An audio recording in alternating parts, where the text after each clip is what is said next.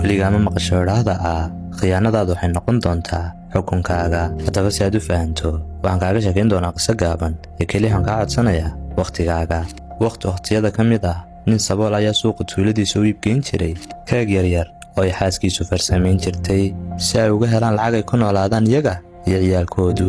haddaba ninka ayaa keegan ka iibin jiray dukaanayste, iyadoon uu keeg walba uga iibin jiray kiilo ahaan, laakiin ninka dukaanku muu miisaami jirin. maalin maalmaha ka mid ah ninkii dukaanka ayaa go'aansaday inuu hubiyo miisaanka keega, iyadoona ay u soo baxday in mid kasta ay tahay 900 garaam halkii laga rabay inay noqoto 1 kiilo. wuu xanaaqay, wuxuuna sugay maalinka kale si uu la xisaabtamo ninkii saboolka ahaa. subaxii markuu ninkii yimid, dukaaniste si xanaaq leh ugu qeydiyey, kuna yidhi miyaad khiyaantay ood iga faa'iidaysatay markaan kugu kalsoonaaday khiyaanoolo. ninkii saboolka ahaa wuxuu hoos u dhigay madaxiisa isagoo dareemaya xishood, wuxuuna si deggan ugu jawaabay, mudane, annagu ma haysana lacagaan ku iibsano miisaan, adigana markasta kaa iibsanaa kiilo sonkor ah iyo kiilo daqiiqa. intaas ayaanu isticmaalnaa cabirka keega aan kuu keenayno.